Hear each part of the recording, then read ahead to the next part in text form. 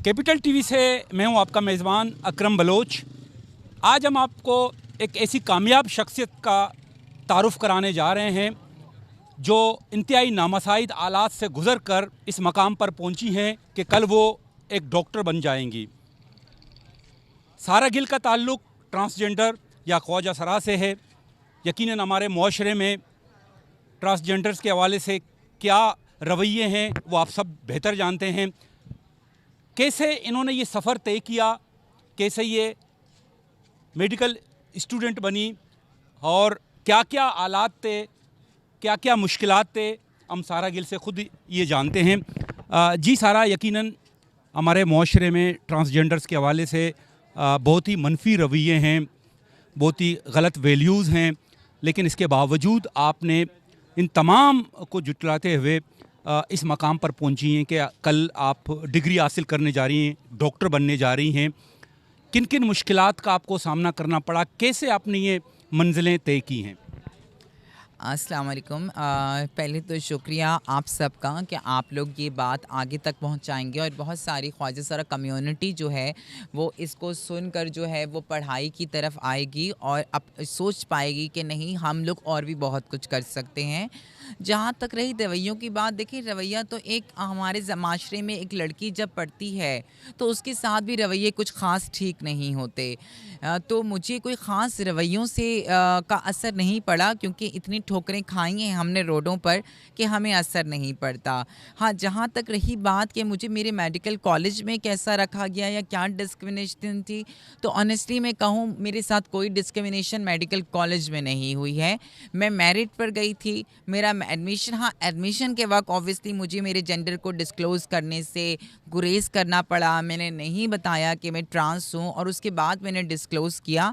पर फॉर्चुनेटली मेरे ख़्याल से मेरी किस्मत अच्छी थी कि मुझे अच्छे टीचर्स मिले या अच्छे क्लासमेट्स मिले। बीच में कुछ ऐसे लोग भी आए जिनकी वजह से मेरे एमबीबीएस के में गैप आया, बिकॉज़ मैं बहुत ज़्यादा डिसहार्ट हो चुकी थी और कॉन्फिडेंट लूज़ कर चुकी थी।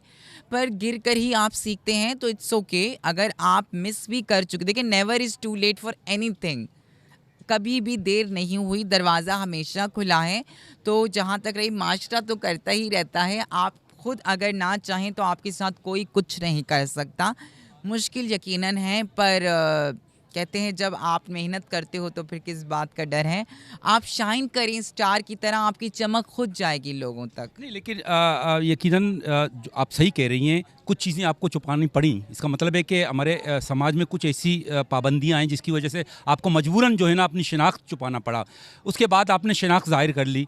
उसके बाद टीचर्स का, स्टूडेंट्स का क्या रवैया रहा आपके साथ मौजूद? देखिए, स्टूडेंट्स का, टीचर्स का रवैया जो मेरे मेडिकल कॉलेज के हैं उनका बहुत अच्छा रहा। उन्होंने मुझे बहुत सपोर्ट भी किया इनफैक्ट। पर हाँ, कुछ ऐसा वक्त आया 2 से 3 साल का जिसके अंदर वो लोग भी कंफ्यूज थे कि क्या करें, क्योंकि पाकिस्तान की पहली ख्वाजा सरा डॉक्टर ओपनली आ रही है, एक बहुत बड़ा काम है। तो वो लोग भी थोड़े से हिल गए थे कि कैसे हैंडल करें, क्या माशरा। लोग कहते हैं ना, लोग हर चीज़ को नेगेटिव लेते हैं। लोग ये भी बोला होगा कि अच्छा, अब तुम्हारा मेडिकल कॉलेज क्या ख्वाजा सराओं को भी पढ़ा रहा है, अब ख्वाजा सरा भी डॉक्टर बनेंगे। तो माशरे ने बहुत तनकीद किया, मैं मानती हूँ। मेरे दोस्तों के साथ मसले हुए मेरी वजह से। जैसे उनके घर वालों ने कहा ये ख्वाजा सरा है, इसके साथ पिक्चर क्यों लगाई है, या फिर कुछ लड़कियों को मना कर दिया गया मेरे साथ ना बैठने से, कुछ लड़कों ने का मना हो गया। तो माशरे का जो इम्पैक्ट है वो बहुत बुरा था, लेकिन मेरे कॉलेज और मेरे क्लासमेट्स बहुत सपोर्टिव थे। मुआशरे के इस बुरे इम्पेक्ट का जिस हद तक आपको सामना करना पड़ा, खैर आप तो सामना भी कर रही हैं, लेकिन आपके घर वालों को भी यकीनन सामना करना पड़ा होगा। तो घर वालों ने किस हद तक बर्दाश्त करते हुए आपको सपोर्ट किया, ये भी ज़रा मुख्तसर बता दें। मेरे घर वालों को बहुत ज़्यादा, मेरे ख़्याल से मुझसे ज़्यादा उनको सामना करना पड़ा, और इसी वजह से 9 साल तक उनकी मुझसे कोई बात नहीं थी।